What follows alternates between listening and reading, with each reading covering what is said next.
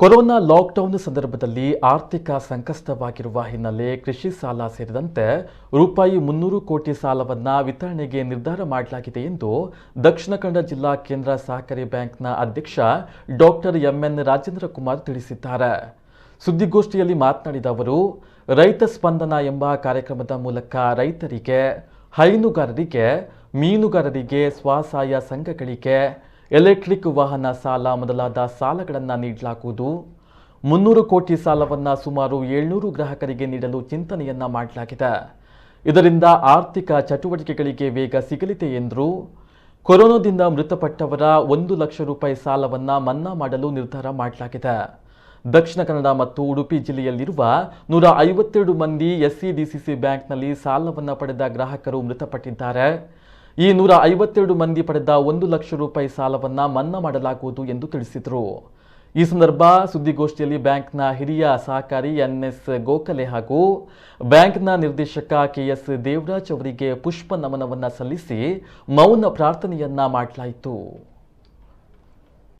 Corona ಒಂದನೇ ಅಲೆ ಆಯಿತು, ಈಗ ಎರಡನೇ ಅಲೆ ಮುಗೀತಾ ಇರುವಂಥ ಸಂಕಷ್ಟದ ಸಮಯದಲ್ಲಿ ಸುಮಾರು 1.5 ವರ್ಷಗಳಷ್ಟು ಕಾಲ ದೀರ್ಘಾವಧಿಯಲ್ಲಿ ನಮ್ಮ ಆರ್ಥಿಕ ಬೆಳವಣಿಗೆಗೆ ಹೊಡೆತವನ್ನು ನೀಡುವಂಥ ಆಗಿದೆ ಕೊರೋನಾದಿಂದಾಗಿ. ಅಂಥ ಸಮಯದಲ್ಲಿ ನಾವು ಕೃಷಿಕರಿಗೆ, ಕೃಷಿಯೇತರ ರಂಗದಲ್ಲಿ ಕೆಲಸ ಮಾಡುವಂಥವರಿಗೆ, ಸ್ವಸಹಾಯ ಗುಂಪಿನ ಸದಸ್ಯರಿಗೆ ಹಾಗೂ ಎಲ್ಲ ಬಡವರ್ಗದವರಿಗೆ ಈ ಆರ್ಥಿಕ ಸಂಸ್ಥೆಯಿಂದ ಅವರ ಜೀವನವನ್ನು ಪುನರ್ಜೀವಿಸೋಸ್ಕರ ಕೆಲವೊಂದು ಯೋಜನೆಗಳನ್ನು ರೂಪಿಸ್ತಾ ಇದ್ದೇವೆ. ಅದರ ಒಂದು ಅಂಗವಾಗಿ ನಾವು 14/7/21 ರೈತ ಸ್ಪಂದನ ಅನ್ನುವಂಥ ಒಂದು ಕಾರ್ಯಕ್ರಮವನ್ನು ನಮ್ಮ ಈ ಬ್ಯಾಂಕಿನಲ್ಲಿ ನಡೆಸ್ತಾ ಇದ್ದೇವೆ. ಅಲ್ಲಿ ವಿವಿಧ ಕೃಷಿ ಸಾಲ, ಯಾವಾಗಲೂ ಕೃಷಿ ಸಾಲ ಕೊಡ್ತೇವೆ, ಆದರೂ ಕೂಡ ಎಲ್ಲರೂ ಕೃಷಿ ಸಾಲವನ್ನು ಪಡಿಬೇಕು, ಸರ್ಕಾರದಿಂದ ಸಿಗುವಂಥ ಬಡ್ಡಿ ಸೌಲಭ್ಯವನ್ನು ಪಡಿಬೇಕು ಅನ್ನುವಂಥ ದೃಷ್ಟಿಕೋನದಿಂದ ಎಲ್ಲ ಕೃಷಿಕರನ್ನು ಮತ್ತು ಹೊಸ ಕೃಷಿ ಸಾಲ ಪಡೆಯುವವರನ್ನು ಕೂಡ ಸೇರಿಸಿಕೊಂಡು ಸುಮಾರು 300 ಕೋಟಿಯಷ್ಟು ಸಾಲವನ್ನು ನಾಡಿದ್ದು 14ನೇ ತಾರೀಕಿಗೆ ನಾವು ವಿತರಣೆ ಮಾಡಲಿಕ್ಕಿದೆ. ಇದರ ಜೊತೆಗೆ ನಮ್ಮ ಕೃಷಿಗೆ ಉತ್ತೇಜನ ಕೊಡುವ ರೀತಿಯಲ್ಲಿ ನಾವು ಹೈನುಗಾರಿಕೆಗೂ ಕೂಡ ಒಂದು ವಿಶೇಷವಾದಂಥ ಉತ್ತೇಜನವನ್ನು ಕೊಡ್ತಾ ಇದ್ದೇವೆ.